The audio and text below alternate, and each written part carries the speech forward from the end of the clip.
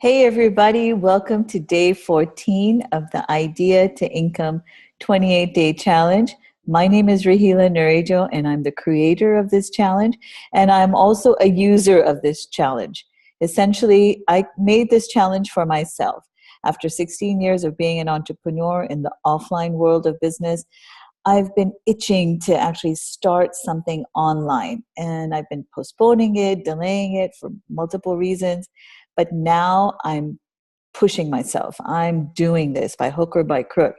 And we are on day 14 in this process, in this journey. And we're 50% there. I just can't believe it.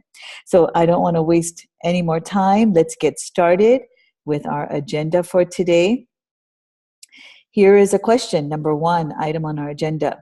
Do you want to succeed more? Well, there's something then you need to do more of, right? And I posted this question or a fill in the blank statement on the Facebook page, and I asked you guys to share your thoughts. What do you think is the answer? If you want to succeed more, then what do you need to do more of? So I'm going to share the answer to this statement. And I'm also going to give a shout out to people who actually got the answer right. Second item on our agenda, money, money, money, money, money. Yes, the Trump theme song from The Apprentice. And it also makes me remember the ABBA song. I don't know if you guys go back with me then, but there was a Swedish group called ABBA, and they had a song, money, money, money, always sunny in a rich man's world. Well, isn't this why we start a business? We want to generate income. And so today we're going to be adding on a step to our 28-day challenge, which is going to help us to get money into our bank accounts. All right. And third item on the agenda is prep and preview for what's to come. Let's go to item number one. More success requires more. How would you complete this sentence? Do you want to succeed more? Well, a lot of people posted their responses on the Facebook page, and even some, I shared this on my personal page on the wall, and I got some responses there as well. So I want to give a big shout out to a couple of people. First, on the Idea Lab Facebook page, a big shout out to Arsalan Aslam. You got it right, my man, you got it right. And on my personal wall, shout out to Sohail Mazhar and Rahim Muhammad. You guys got it right too. I'm surprised that no ladies got this right. Well, I guess the men really know what it takes to be more successful. So what is the answer? More success requires more failures, right? If you want to succeed more, then you've got to fail a lot more, and you got to get really comfortable with failure. Now, this might seem like an oxymoron, but if you think about that old cliche, you must have heard no risk, no reward, right? In terms of financial investment. Or maybe from the fitness industry, they also have a saying, no pain, no gain. Well, in business, no failure, no success. In fact, in life, if you don't fail, you will never be successful. You have to embrace failure. Now, this was one of the most difficult things for me personally to accept, because I'm known as Miss Perfect, all right, in people who know me in my personal circles and my family. And I'm like beyond mistakes. I'm beyond failure. And I have been putting this immense psychological pressure on myself. And maybe you're like me as well, right? Where mistakes are a no-go area, right? And if I make a mistake, then I'm a loser because of it. And also, the thinking process in my mind is nothing is good enough except perfection. And if I can't do it perfectly, then I'm a bad person. So it's actually, I've realized this is a psychological state of mind, when in reality, there is no such thing. In reality, you cannot grow, you cannot learn until you try. And you really only learn those things that you are unable to do, where you mess up. right? Or you make a mistake, or you fail in your first attempt. Through that process of messing up, you learn what not to do, and other alternative options, opportunities open up for you. But just this fear of messing up prevents us from taking action, prevents us from taking those actions that are going to actually move us towards the success that we want. So this was a huge disease of perfection that I was suffering from. And only recently, I actually got over it. And in fact, this disease not only affected me, it infected people close to me, my husband, right? If he did anything other than being perfect, he was not a good husband. My children, their schoolwork, their grades, their performance, everything, if it wasn't perfect, if they messed up anywhere, if they did not get the A, it wasn't good enough. And I really realize now that what a big, huge mistake I was making. But you see, because I made that mistake, that I got that realization.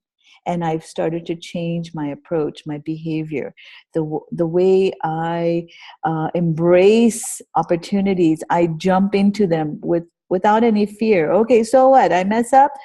I'll know what to do better next time. Right? So this is a huge mental shift that we all need to take if we want to make our dream of establishing a profitable online business a success. Okay? No one in this world is perfect, guys. We are only human. And part of this human experience is learning.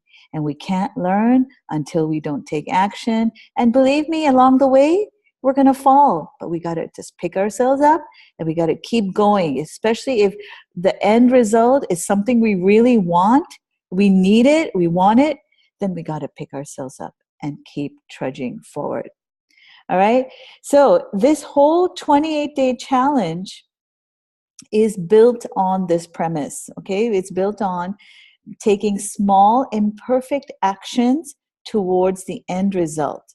And in fact, the basic or the unique mechanism behind this challenge is this formula, 28 to 72.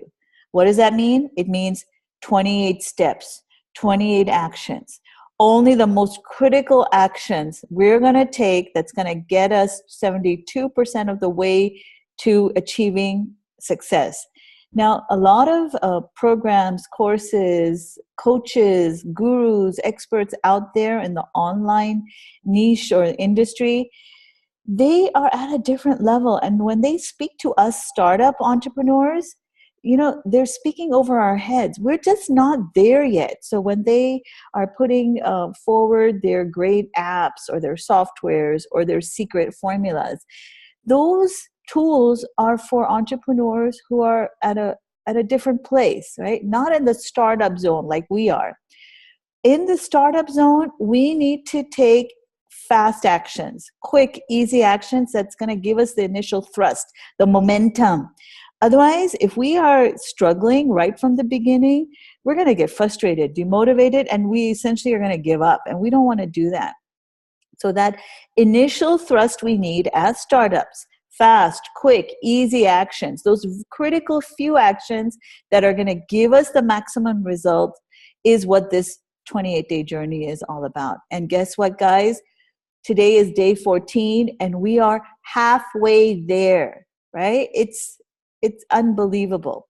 So it's essentially, as a startup, it's about repeating these 28 steps, right? It's just first doing them and then repeating these 28 steps to further get better and better and to grow our online businesses as we move forward. And then we can explore, take a deeper dive in different areas, maybe better website development, maybe better Facebook marketing ads or tools, or messenger bots seems to be a hot thing coming up. These are all nice to haves. In this process, we're looking at only the must-haves to establishing our first online businesses. All right. And today's challenge, today's action step, please take out your blueprints And let's add on. Wow, I cannot believe, looking at this blueprint, we're done with week 2. So I want you to add on set up payment processor to your blueprint. All right. And this is all about getting the money into our accounts. Okay. Now I'm going to share some options with you. And after you go through these options with me, I want you to choose the option that would work best for you. And then you're going to go ahead and set up that payment processor account in the process for yourself. Okay. So keep in mind that some options might not work for you depending where you are in the world. So filter through. That's why I'm going to be sharing multiple options with you. So let's get going. All right. So here is my slide where I'm going to walk you through some of the bigger options out there and alternative ways to getting paid for whatever offer you are putting out there in the world. So whether it's a physical product or if it's an information product or it's a service, whatever you offer, you want to get paid for it. So how do you do that in the online world of business? Now, PayPal is a name that a lot of you might be familiar with because it's a big player. It dominates the payment processing market. But not everyone in every country can use PayPal, all right? So PayPal is a payment processor. Now, you're seeing these two columns here, payment processor, the first column, and the second column is order fulfillment. Now, what are these two things? What's the difference? Payment processor is basically a tool or a platform that helps you exchange money in the online world, right? So through your credit card or maybe through a bank transfer, you get money from your customer's account into your account in exchange for your product or service. Now, order fulfillment is getting your product or service into the hands of your buying customer. Okay, even if it's an informational product, you need to get it to them. You got to deliver it to them. If it's a physical product, you need to get it to them physically. So those are order fulfillment processes, and there are service providers out there.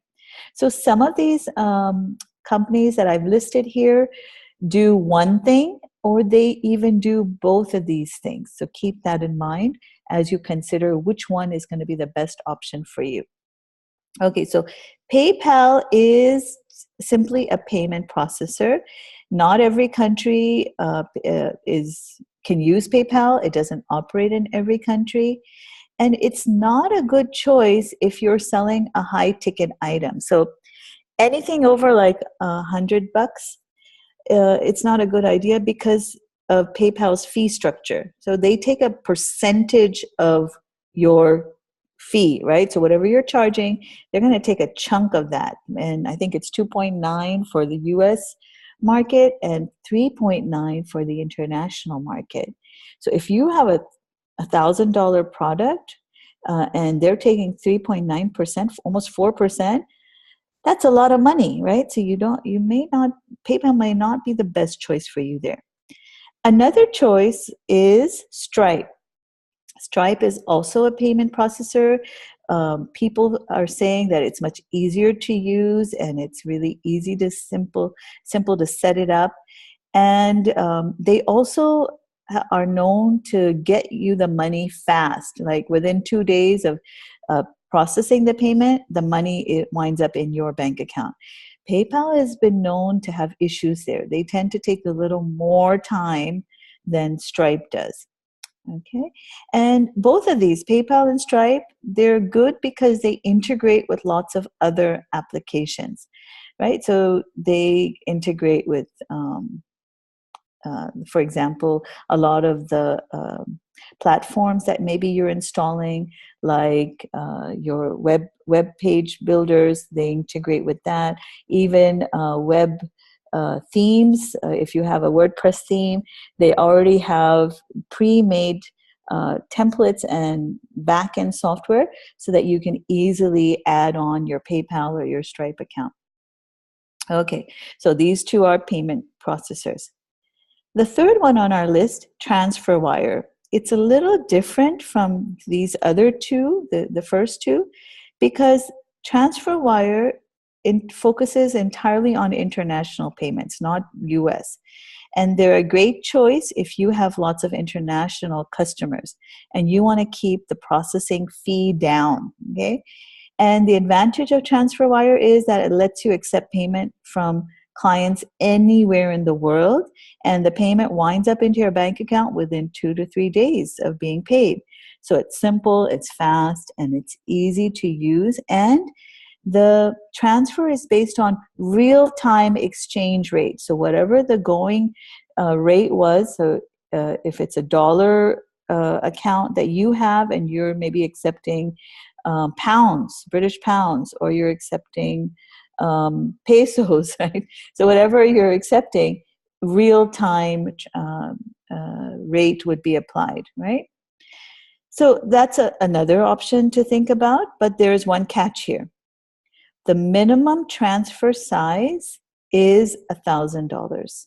So this is a good choice if you have a big ticket sale item. Okay, so TransferWise would be a good way to go.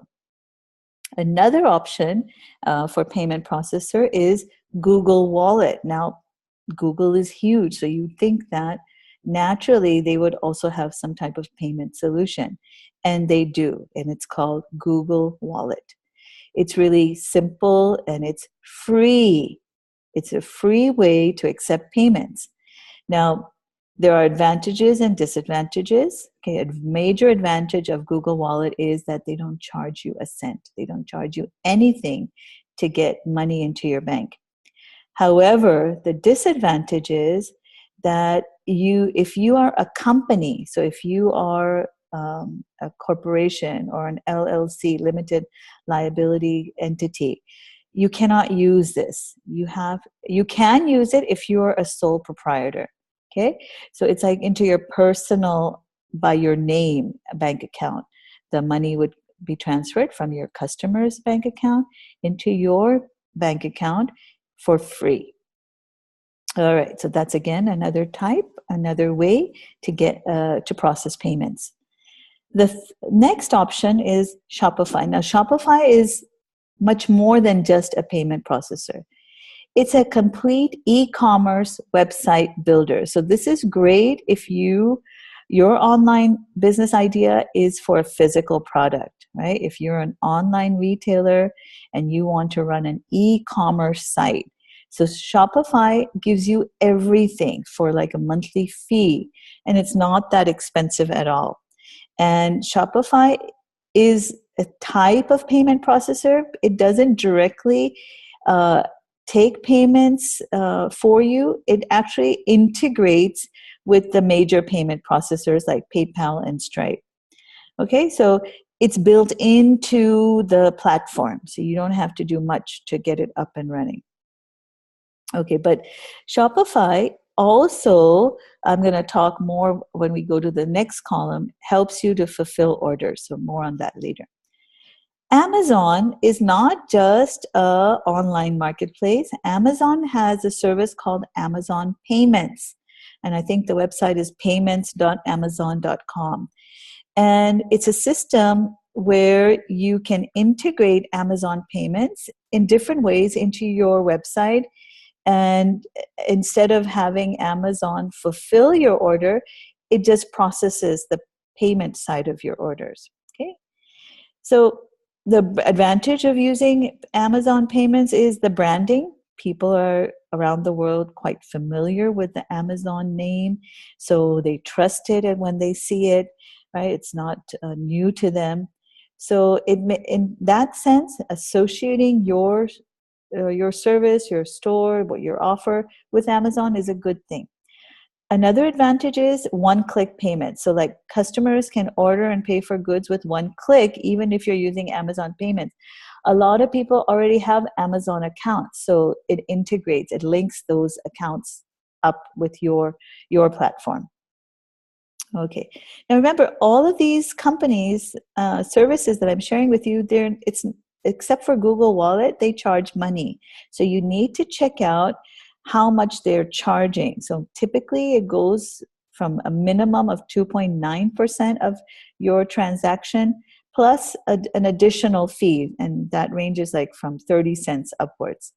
And even for international, it's a little higher, so it can go from 3.9% and upwards. Okay, so now let's look at some other options. We have to checkout, okay? And this is, again, it's a payment processor. Similar to Shopify, it links to other payment processors like PayPal and Stripe. We have DPD. This is also a payment processor, but it's more than that. And I'm going to come to the next column when I talk about DPD.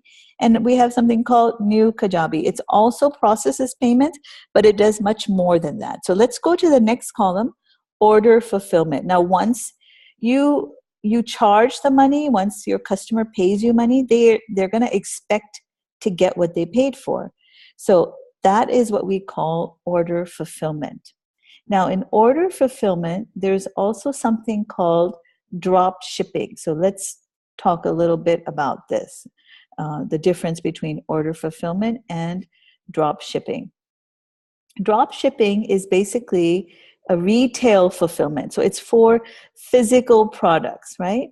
And instead of you having someone else fulfill the order for you, like Amazon, FBA stands for Fulfillment by Amazon, you actually go directly to the manufacturer or the supplier, and you have them ship the order for you. So that's called drop shipping. Okay. Now let's see over here, Shopify helps you fulfill your order. So not only does Shopify help you create an online store if you're selling physical products, there's apps like Oberlo that link to AliExpress. And AliExpress is the B2B portal where you can directly contact manufacturers in China for physical products. And you can ask them to drop ship, so directly ship out the product to your customer. And there's this little app, Oberlo, that links all of these three platforms together, making it super simple. So if you're into physical products, you want to explore these three tools. Now, Amazon, FBA, Fulfillment by Amazon, it's like a one-stop. You don't even need to create your own website. You can create your Amazon store. You can put your products up there. But you would need to then ship your products, wherever you're sourcing them from, to Amazon. And then Amazon will store them in its warehouse. And once you get an order, it processes your order for you and it fulfills that order. It's going to ship it out. And even it manages returns. So if a customer wants to return a product, it'll take care of that as well. But remember, it's going to charge you money for that. Now, what is to checkout? To checkout is just a payment processor, but I put it here because it's really good for international markets. So if you're not in the US and you can't use PayPal, do use checkout, the to checkout. Now, DPD. DPD is basically stands for Digital Product Delivery. Okay, and it's an e-commerce service provider which specializes in the sale and delivery of intangible goods such as PDF, ebooks, music, video, and it not only helps you conduct the sales transaction, it also hosts this intangible good, right, or information product on its own server. And once someone orders it, it back end ships it out to them, right, or it sends them the email with the download link to access their purchase. DPD also, interestingly, supports tangible goods, right? Physical products. So you might want to check it out. If you have a combination of digital products and physical products that you're offering, DPD might be a good option for you. Lastly, New Kajabi basically is not for physical products, it's for information products. It's for PDF ebooks, it's for videos, it's for training, right? Online training, master classes, programs. And it is an all-in-one platform. So it not only helps you create the web pages, to get your product out there on the World Wide Web. It helps you to create sales processes, or what they call funnels, one step leading into the next step to the next step to final delivery of the information product. And it also at the back end links with Stripe and manages the payment processing side of it.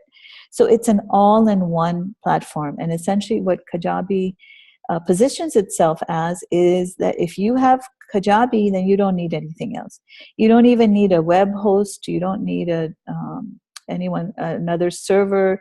You don't need an account where you put your videos up. Kajabi provides you everything. So I'm actually exploring Kajabi right now because I like the idea of having an all-in-one. But these other options are also really interesting. Now, I also have a PayPal account set up. I have a Stripe account set up. And I'm going to be using these for my online launch because I'm not doing a physical product, and these actually will work for me effectively. Now, just a little tip here, guys. When you're setting up a bank account, unless you're a sole proprietor, you want to make sure that you are a registered company. Now, as part of this 28-day challenge, what I did is I registered an LLC. Why do you want to register yourself as a company? Is because, God forbid, something goes wrong, right? If someone claims that, because of what you provided, they experience some type of loss. Okay, it could be physical, emotional, whatever it could be, financial, and they turn around and they sue you. Okay, and that happens a lot. That happens. And it can happen even with your efforts to provide the best service or product possible. There can be people out there who are just not good people, or they're just not satisfied with what you gave them. So you might face such a situation. So you don't want to have you do business using your personal assets. You want to separate your assets, your financial assets. So if you are doing business as an individual and someone sues you, then all your financial assets, personal assets, would be at stake. But if you register yourself as a limited liability company and you have a separate bank account for your limited liability company, then people cannot touch your personal assets, only the assets of your LLC, your limited liability company. So I highly recommend that you look into this. And guys, I did it myself. I just Googled how to set up an LLC. And for where I live, I'm currently in the US.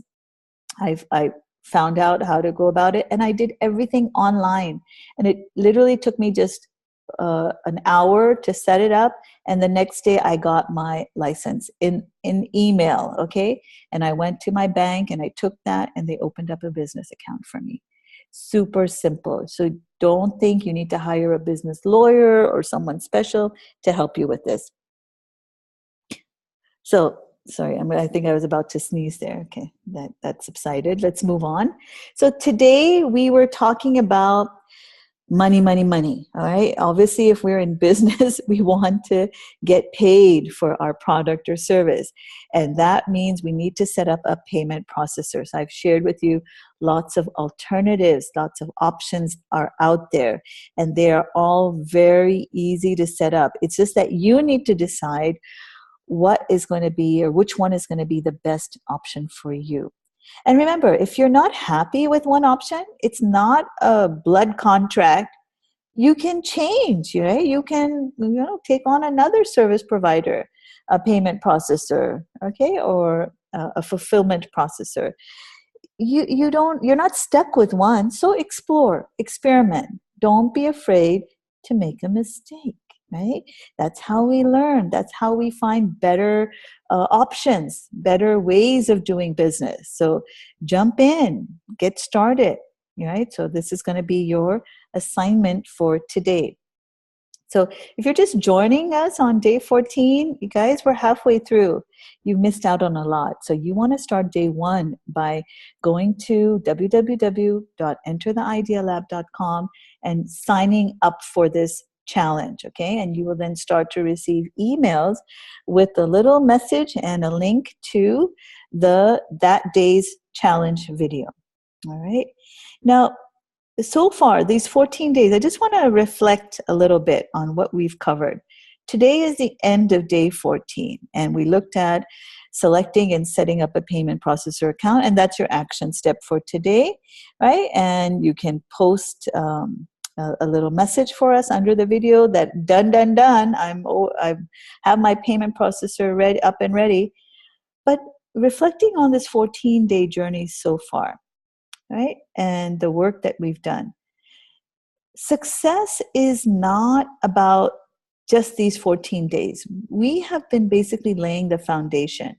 It's not about, especially just this week where we're focusing on the technology, getting the tools in place to conduct business. It's not about the website. It's not about the landing page. It's not about your email list. It's not about your autoresponder.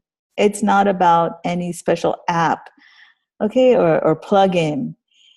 It's actually these 14 days are just getting the foundation ready. The next 14 days of the 28-day challenge are going to be what's going to get the business flowing, okay? And what's next? Week 3 of the challenge, we're going to look at how to generate interest in your offer, right? Get in front of the right people with your offer. Right? And that is all about not the tool, it's about your messaging. Week 4, we're going to look at how to get that transaction completed, how to get people to push the buy button and get you that income, right? So you're finally turning your idea into income. And again, it's not about a specific payment processor. It's about the messaging. It's about what you're going to be saying to your potential buyers. That's going to create demand for your product or service even before you offer it. So in week 3, we're going to be talking about demand generation. So the way I'm going to be sharing with you the next 14 days and 14 steps is going to be a little different. So I want you to watch your email for the subject line right here, week 3 subject line and week 4 subject line, because there's going to be special instructions for you on how to keep watching the remaining 14 videos in this challenge. Like I hinted, I'm exploring investing in this Kajabi platform, and I'm going to be shifting all of these videos so far and the next 14 videos onto that platform, plus a whole lot more. I'm going to be putting up the worksheets, the Excel templates that I have been using that have been helping me, plus a lot of tools or checklists and cheat sheets of tools that I've put together and found useful in this journey that I think you would also be interested and find useful. So watch for these 2 emails coming very, very soon into your inbox. So if you haven't signed up for the challenge, you're not going to get those 2 emails. So please do sign up, www.entertheidealab.com, so that you also receive these 2 emails. And so you can continue on this 28-day challenge with me. So far, so good. I'm looking forward to seeing you by my side, walking step by step with me through success, through failure, through results in this remaining 14-day journey of idea to income. Well, bye for now, guys, and I will see you very soon.